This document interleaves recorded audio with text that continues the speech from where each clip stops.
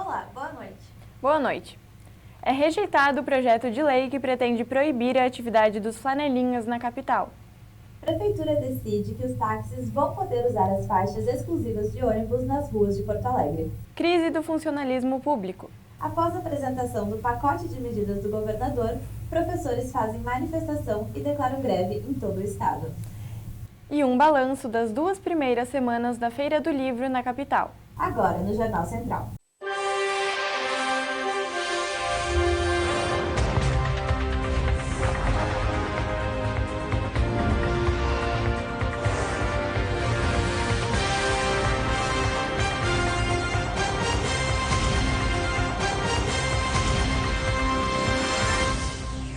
Ontem, a Câmara Municipal de Porto Alegre rejeitou o projeto de lei da Prefeitura que pretende proibir a atuação dos flanelinhas em espaços públicos da cidade.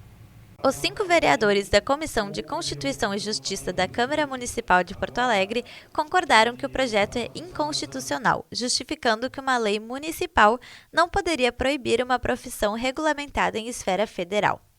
Segundo o líder do governo, a votação não foi válida, porque o projeto foi enviado em caráter de urgência e, portanto, a votação ocorreu fora do prazo estipulado, que era o dia 23 de outubro. Com isso, o projeto foi considerado nulo e voltará ao plenário para nova votação.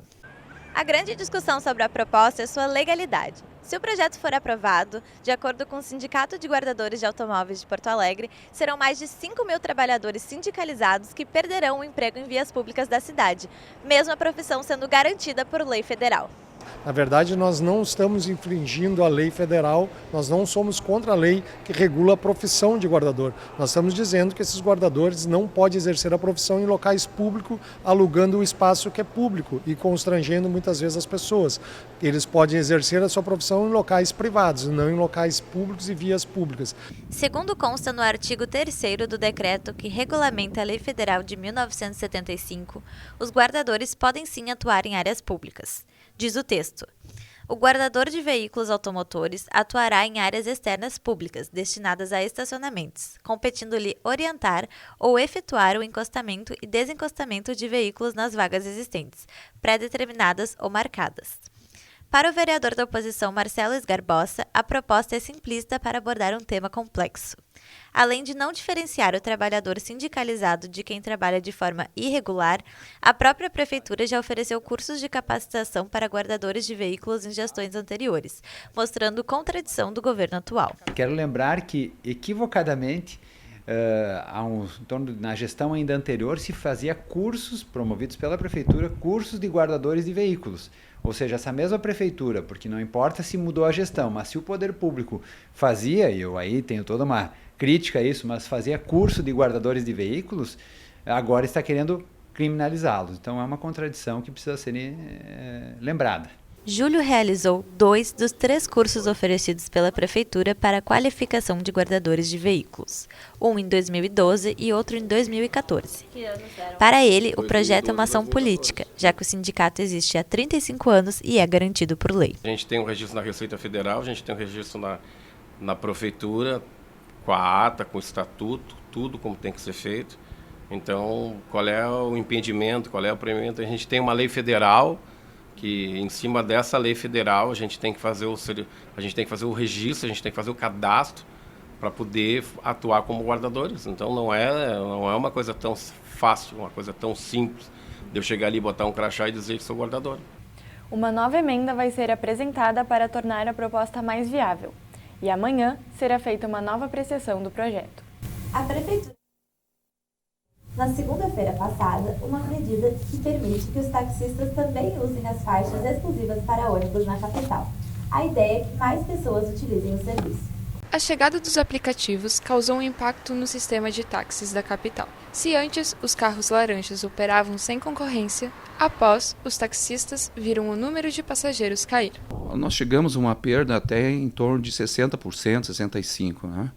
Então estamos suavemente, hoje nós já estamos em 50%, ou seja, recuperamos de 10% a 15%. Nós estamos renascendo novamente, estamos conquistando os passageiros que saiu do sistema do táxi e foi para outro sistema de aplicativo, né?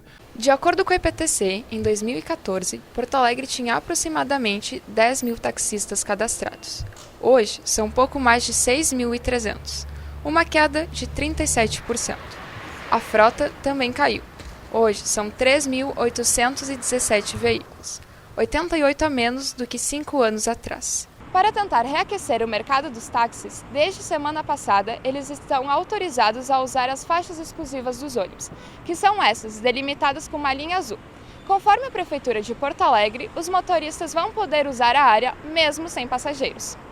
Nas redes sociais, o prefeito Nelson Marquesan Júnior alegou que a redução nos tempos de viagem possibilita a atração de novos passageiros, menos consumo de combustível e emissão de poluentes dos veículos. A ideia já é utilizada em cidades como São Paulo, Rio de Janeiro e Belo Horizonte e tem sido vista com bons olhos por aqueles que ainda resistem na profissão de taxista. Por enquanto, para nós está sendo positivo, né?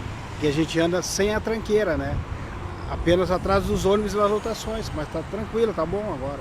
E ela nos dá mais uma fluidez, né, referente ao deslocamento. Então isso o passageiro pode, obviamente, optar por essa fluidez e sim tornar-se mais uma ferramenta de trabalho para nós. É importante lembrar que a medida vale apenas para as faixas e não para os corredores de ônibus, e que a liberação ocorre apenas das 6 às 9 horas e das 16 às 20 horas. A utilização vai passar por um período de testes para que seja avaliada a permanência dessa medida. A primeira impressão que a gente teve dessa primeira semana, né, que os táxis estão liberados, é de que foi positivo. Tá? Não trouxe impacto, nós estamos medindo o tempo de deslocamento dos ônibus, porque esse é o nosso balizador, né, o tempo de deslocamento do ônibus. Então nós estamos medindo esses dados, vamos seguir medindo por um determinado período, assim, não tem uma definição ainda, para a gente conseguir dados suficientes para a gente consolidar um entendimento. A gente precisa identificar na população se esta medida está sendo salutar ou não para a sociedade. O taxista está entendendo a posição que ele tem que ocupar ali dentro, né, da área azul, ou seja, quando for largar um passageiro, já vir conversando com o passageiro para que o troco seja imediato, né? Então é para que o fluxo continue dando vazão, né? O ônibus também tem a parte dele para fazer, né? E o táxi também. Até mesmo quem trabalha na concorrência acredita ser justa a implantação dessa nova determinação. Com a criação dos aplicativos, eles tiveram uma perda muito grande de mercado. É uma tentativa que a prefeitura faz para dar um up para o mercado de táxis. O centro de Porto Alegre já conta com o uso das faixas exclusivas pelos taxistas nas avenidas Júlio de Castilhos e Dependência, e também na Rua Conceição, ao lado da rodoviária. No entanto, a IPTC promete ampliar a proposta também para as ruas do Túnel da Conceição em ambos os sentidos. Após a apresentação do pacote de medidas do governador Eduardo Leite, que reformula o plano de carreira, professores fazem manifestação e declaram greve em todo o estado. As reformas propostas pelo governo estadual no serviço público devem ser votadas na Assembleia Legislativa em dezembro. A greve foi decidida após manifestação em frente ao Palácio Piratini na tarde de ontem e é liderada pelos CEPERS. Entre os itens mais controversos do projeto está a redução do incentivo à qualificação profissional e a cobrança de contribuição previdenciária de funcionários inativos. A orientação do sindicato é de que os pais não mandem os filhos para a escola. Já a Secretaria de Educação orienta para que os alunos compareçam às aulas. Em caso de dúvidas, a pasta recomenda que pais e estudantes entrem em contato diretamente com os colégios. Ainda hoje, os números de mais uma Feira do Livro na capital. E a seguir, a situação da Casa Azul, na rua Riachuelo, segue impactando o trânsito e o comércio da região. A gente volta já.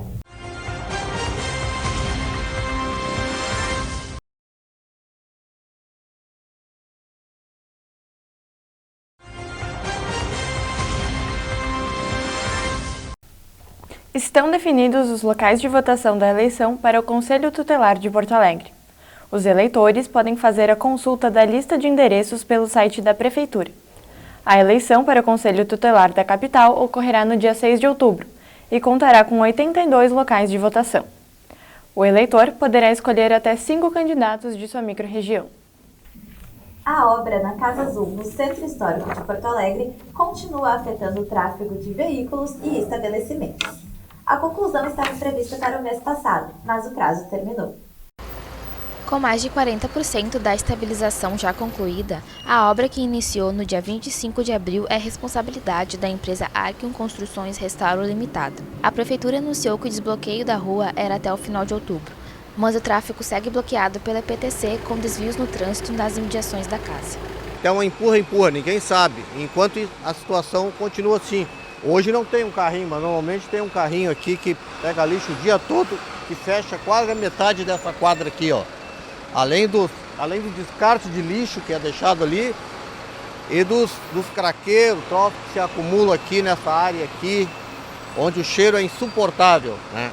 E eu não sei o que está acontecendo, que já passou da época que os representantes da prefeitura disseram que iam liberar a via e a via não está liberada. A interdição da rua já dura 1 ano e 5 meses. O prazo para a liberação em torno da Casa Azul já venceu e hoje impacta na circulação de pedestres, veículos e de quem tem comércio na região. Fechou muito restaurante, lojinhas, tu pode ver que ao redor que tá vários estabelecimentos já fechados, né? E tá difícil porque a pessoa, como não é proprietário, né? Tem que pagar aluguel, olha, aqui tá muito difícil, essa rua assim se tornou assim muito difícil. Principalmente essa metade de quadra aqui. Principalmente nessa quadra aqui, a gente teve uma alteração quanto ao horário. Nós fechamos 20 horas, diminuímos para as 19 e diminuímos, agora estão fechando tipo 18 horas. Aos sábados tem lojas aqui que não estão abrindo mais e a gente é meio turno, estão fechando logo após o meio-dia nos sábados, porque o movimento diminuiu muito. A Casa Azul foi construída no século XIX e está localizada na rua Riachuelo. O imóvel é um sobrado inspirado no neoclassicismo francês. Uma de suas primeiras funções foi ser sede de uma fábrica de chapéus. Após esse período, uma ferragem funcionou no local, dando ao prédio sua cor característica de hoje. Os andares de cima já abrigaram bares, restaurantes e academia. Devido aos constantes incêndios, a casa foi fechada várias vezes ao longo dos anos. Após laudo do Tribunal da Justiça do Rio Grande do Sul apontar risco de desabamento, o prédio foi classificado como Patrimônio Histórico-Cultural em 2018 e passa por obras de restauração. O patrimônio ele é um suporte de memória para a cidade, para a história, para a museologia, para as ciências em geral. Ele é uma amostra do que nós mesmos fomos, não é? A ideia de patrimônio ela tem que ir muito além do material. Ela tem que dar conta dos aspectos das emoções e das memórias da população que ocupa esse espaço. A Lei Brasileira de Preservação de Patrimônio Artístico-Cultural número 25, criada em 1937, tem como objetivo criar um acervo comum a todos. Conforme a lei, qualquer cidadão pode indicar um bem para classificação, porém a decisão final cabe a um grupo de historiadores da área. E hoje é uma raridade a gente ver na cidade esses prédios, porque eles realmente desapareceram, porque em geral pertenciam a pessoas, eram de propriedade privada e não pública. É sempre uma dificuldade para o poder público, que é quem faz a lei de preservação do patrimônio, garantir a preservação do patrimônio privado. A Casa Azul pertence à família Granata, que também detém outros imóveis na cidade protegidos pela lei de preservação. Após a morte do patriarca Edgar Granata, a propriedade acabou ficando em segundo plano. O Ministério Público ajuizou uma ação contra os herdeiros e o município de Porto Alegre para que fizessem o restauro do imóvel. O processo foi julgado e está em fase de cumprimento de sentença. Agora o que nós estamos fazendo no processo é nós localizamos recursos dessa família, que é a dona do imóvel, noutros processos dela, né? E conseguimos fazer com que esses recursos sejam destinados para o restauro da Casa Azul e de outros imóveis protegidos que pertencem a essa família. Qualquer processo de restauração é um processo muito complexo, tarefa manual, né? E ainda mais ali quando só sobrou, bem dizer, a fachada mesmo, o interior todo ruiu, né? Aí a partir disso a gente vai poder ter a reutilização, o reaproveitamento daquele espaço. A Secretaria de Infraestrutura e Mobilidade Urbana foi procurada para prestar mais esclarecimentos sobre a situação, mas não quis se pronunciar. A conclusão total do serviço de estabilização do prédio está prevista para dezembro deste ano. Entretanto, a restauração completa durará mais alguns anos. Refaz 2019 entra em vigor nesta quarta-feira. O Programa Especial de Quitação e Parcelamento de Débitos de ICMS permite a regularização de empresas. Para isso, o Estado está autorizado em reduzir em até 90% o juro e as multas, e a parcelar o débito do contribuinte em até 120 vezes. Para receber o benefício, é obrigatório o pagamento de 100% do valor principal do débito. A expectativa do governo é arrecadar recursos para atenuar o déficit do caixa. Amanhã é Dia das Crianças. De acordo com a Confederação Nacional do Comércio de Bens, Serviços e Turismo, a data deve movimentar 7,8 bilhões de reais no país. O Dia das Crianças é uma das datas mais esperadas pelos pequenos e também é comemorada pelos comerciantes. A compra dos presentes gera uma expectativa de aumento nas vendas e é o pontapé inicial para as vendas de final de ano. A data é a terceira mais importante para o comércio, atrás apenas do Natal e do Dia das Mães. Em Porto Alegre, segundo um estudo realizado pela Câmara dos Dirigentes Lojistas, o Dia das Crianças deste ano deve ter uma alta real, ou seja, acima da inflação. Em comparação com o mesmo período do ano passado, a alta nas vendas projetada pelo CDL deve ser de 1,7% a 2,7%. Entre os fatores que explicam esse aumento estão a queda na taxa de desemprego, o aumento da confiança do consumidor e o início do saque das contas ativas e inativas do FGTS.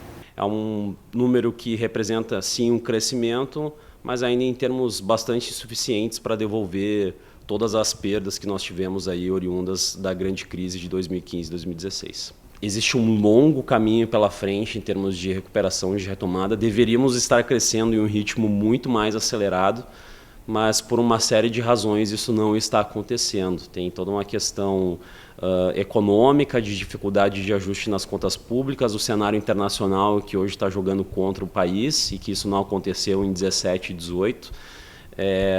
Limitações aí em termos de desenvolvimento de negócios, para fazer com que então a taxa de desemprego caia de maneira mais rápida. Então existem uma série de fatores limitantes que explicam esse baixo crescimento. O movimento aqui no centro de Porto Alegre, como sempre, está intenso. E hoje, cheio de gente que deixou para o último dia para comprar o presente do Dia das Crianças. Mas apesar de uma alta no comércio ser sempre esperada nessa data, nem todos os comerciantes estão otimistas. Como estão as vendas até agora? No momento está bem fraco ainda. Não está igual ao ano passado, está bem inferior. O que vocês estão fazendo para atrair o público? Botando bastante oferta, botando algumas mercadorias na frente para diminuir os preços, né? Porque aqui na volta tem muita concorrência, então a gente está tentando diminuir os preços para poder chamar os clientes, né?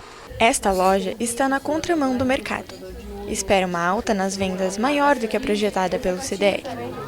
Para atrair a clientela, eles optaram por baixar os preços e aumentar as possibilidades de parcelamento. Além disso, a loja vende não só brinquedos, mas também roupas e itens para o público pré-adolescente. Bom, não tá tão boa, né, quanto há 4 ou 5 anos atrás, mas assim, esse ano a gente teve uma média de 50% a mais do que o ano passado, por exemplo. A gente está bem contente com isso porque, por incrível que pareça, apesar da crise que a gente sente, mas esse ano está um pouquinho melhor. Maria Isabel já escolheu o que quer ganhar. Tipo bola, chuteira. Eu jogo bola. Crianças como a Maria Isabel pertencem à chamada geração Alfa, a dos nascidos depois de 2010, junto com o Instagram e o tablet. As crianças dessa geração cresceram rodeadas de telas e aplicativos, e para elas a tecnologia não é apenas uma ferramenta, mas uma parte integrante de suas vidas. Entretanto, segundo uma pesquisa realizada pelo CDL em Porto Alegre, 56% dos consumidores vão dar brinquedos para crianças nessa idade. De acordo com outra pesquisa realizada pelo CDL, a atividade preferida das crianças da geração Alfa é brincar com brinquedos, seguida de usar o tablet, celular ou computador e assistir a vídeos no YouTube. boneca. Como sempre, boneca e carrinho é o que mais vende, assim. Outro setor importante para o comércio é o das roupas, que representa 21% das compras de Dia das Crianças. Volmer já vai comprar roupas para o sobrinho, que nem nasceu ainda. Eu tô comprando pro meu sobrinho. E tu sempre dá presente no Dia das Crianças? É que a recém ele vai nascer e eu já tô comprando umas coisinhas já pra levar pro hospital. Independente do presente e do preço, o importante nesta data é ver a alegria das crianças. A gente escolhe o presente que a gente pode dar, né? Então a gente dá aquilo que eles normalmente pedem, que tá na fase. E aí depois a gente escolhe conforme vai o dinheiro da gente também, né? A seguir, os relógios de rua vão voltar a funcionar na capital. Além de mostrar a hora e a temperatura, os relógios também vão ter câmera de segurança e Wi-Fi.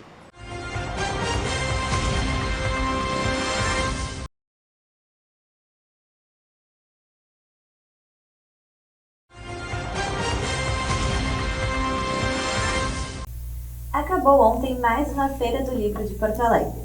O evento aconteceu entre os dias 1º a 17 de novembro.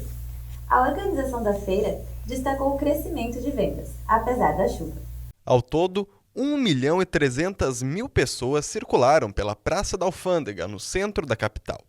226 mil livros foram vendidos. O aumento é de 1% em relação ao ano anterior.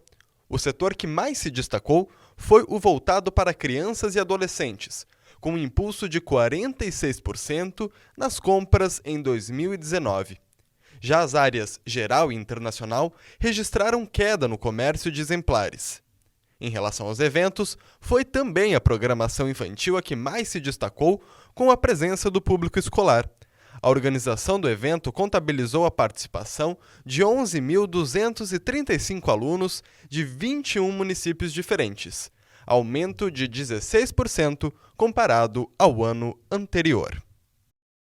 Depois de 5 anos fora de funcionamento, os relógios de rua vão ser reativados em Porto Alegre.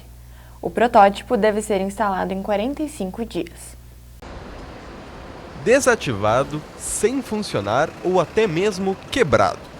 Essa é a situação de todos os 40 relógios de rua de Porto Alegre. É um ponto de referência para a gente, né, ver as horas, ver a temperatura, né, e é um ponto muito importante para nós, né, e a gente transita aqui na Rua da Praia, né, então para nós, às vezes na correria, olha ali que hora é, a temperatura como está, enfim, vale a pena. Até o final do ano, pelo menos um deles deve voltar a funcionar. No início de 2019, a Prefeitura abriu um edital para a concessão dos relógios de rua da capital. Ao todo, 4 empresas se interessaram. A vencedora foi a Brasil Outdoor, que deu um lance de 81 milhões de reais, 11 vezes maior do que o valor mínimo definido pelo edital. São duas entradas de dinheiro separadas. 20% desse valor, então 16 milhões, entra agora, logo após a assinatura do contrato, provavelmente no início do ano que vem. E depois da instalação dos relógios vai ser um pagamento mensal para a Prefeitura pela utilização do espaço dos relógios. E é aqui, no Paço Municipal, que a Prefeitura de Porto Alegre resolveu instalar o protótipo dos novos relógios de rua da capital. Ele deverá ser instalado em até 45 dias. Depois, a população irá avaliar o serviço e, se gostar, os novos relógios já começarão a ser instalados ainda neste ano. Ao todo, 168 relógios vão ser instalados na cidade. Além de informarem a hora e a temperatura, os relógios vão ter medidores de radiação solar, Wi-Fi e câmeras de segurança. Em nota, o Centro Integrado de Comando informou que as imagens capturadas pelas câmeras estarão armazenadas no mesmo sistema que é usado hoje. Outra novidade é o painel informativo atualizado pela Prefeitura. O painel do cidadão vai permitir à Prefeitura falar diretamente com a população sobre trânsito, possibilidade de tempestade, algum problema, alguma obra. Tudo que a Prefeitura puder falar, ela vai poder falar pelos relógios. Se aprovado, a Brasil Outdoor vai ter 2 anos para instalar todos os relógios. O contrato tem duração de 20 anos. A rodoviária de Porto Alegre implementou um novo sistema de passagens para compras feitas pela internet.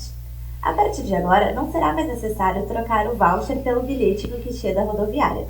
Basta apresentar o comprovante de compra pelo celular na hora do embarque ao ônibus. Por enquanto, esse sistema funciona somente nas partidas realizadas na rodoviária da capital, e apenas para a viagem das empresas Planalto, Viação Ouro e Prata e Viação Santa Cruz. Após votação na Câmara Municipal de Porto Alegre, a Guarda Municipal deverá prestar contas à Secretaria Municipal de Transparência e Controladoria. A Câmara Municipal de Porto Alegre aprovou em uma sessão nesta segunda-feira o projeto de lei do Executivo que determina que a Corregedoria da Guarda Municipal deverá apresentar relatórios de suas atividades e prestar contas de sua atuação à Secretaria Municipal de Transparência e Controladoria. A determinação está no parágrafo 5º no artigo número 2 da Lei 9.970, de 30 de maio de 2006, que criou a Guarda Municipal de Porto Alegre. Segundo o prefeito Nelson Marquesan, a mudança pretende unificar a supervisão das demais corregedorias para que fiquem padronizadas, melhorando e fortalecendo a gestão. A Clínica da Família foi anunciada nesta semana e planeja atender 18 mil pessoas. A nova unidade de saúde pretende oferecer serviços gratuitos na região do Centro Histórico. O projeto é coordenado pela Fundação em parceria com a Secretaria Municipal de Saúde. O prédio, adquirido há anos pela Universidade Federal de Ciências da Saúde de Porto Alegre, nunca foi ocupado. Serviria para a implantação do restaurante universitário da instituição. No entanto, essa intenção não foi concretizada. Hoje, o plano é proporcionar ainda mais benefícios para a sociedade. O prédio, que fica ao lado do viaduto da Conceição, passará por reformas para abrigar a Clínica da Família UFSPA. O projeto tem foco em atendimentos primários e será voltado para os moradores e trabalhadores do entorno. A futura unidade de saúde envolve 6 equipes, formadas por médicos, enfermeiros, técnicos em enfermagem e agentes comunitários. A atenção primária inclui serviços ambulatoriais e procedimentos como vacinação. Além disso, o programa conta com uma equipe de saúde bucal, uma clínica escola de psicologia e uma farmácia universitária para distribuir medicamentos e orientar sobre o uso. Vai ser implantado um núcleo de apoio à saúde da família, que abrange especialidades como fonoaudiologia, fisioterapia e nutrição. O espaço também vai servir como ponto de coleta para exames e como área de aplicação dos conhecimentos desenvolvidos em sala de aula. Não só a gente aprende muito com as comunidades, como a gente devolve um pouco do que se faz na universidade, em termos de ensino, porque qualifica muito o nosso ensino, mas também em termos de pesquisa e de extensão. Então, a extensão, que é o nosso diálogo com a sociedade, e a pesquisa, que no nosso caso, a grande maioria das pesquisas acabam tendo como resultado alguma melhora para a saúde da população. O incentivo para a implantação da Clínica da Família partiu da Secretaria Municipal de Saúde, que busca meios para ampliar a cobertura de áreas com maior densidade populacional. Para fazer a gestão administrativa, a Fundação uniu forças também com o Hospital Santa Casa, que vai ser responsável pelas contratações. A unidade se destina a moradores, trabalhadores e estudantes do bairro. Para receber atendimento, vai ser necessária apenas a apresentação de documento de identificação e comprovante de residência. Além das pessoas que moram, tem os trabalhadores, tem as pessoas que trabalham. Se alguém passar mal, se eu tenho uma gestante, por exemplo, que trabalha na região e passa mais horas no local de trabalho dela, numa loja, por exemplo, do que na comunidade dela, quando ela volta para casa, provavelmente a unidade vai estar fechada, então aí faz mais sentido atender na região. A instituição deseja ir além dos serviços de atendimento e manter um centro de referência com foco na educação da comunidade. Isso significa que o prédio também tem espaços destinados para encontros sobre saúde abertos ao público. A ideia é criar um programa de suporte e de intervenção que pode oferecer terapia comunitária, grupos para cessação do tabagismo e atividades voltadas para a população de rua. Para que a inauguração ocorra em 2020, conforme é previsto, é fundamental a liberação total dos recursos financeiros solicitados pela universidade no planejamento anual. O governo federal enviou para aprovação no Congresso um orçamento com 2 partes. Por enquanto, a Fundação tem como certo o envio de apenas 60% das verbas.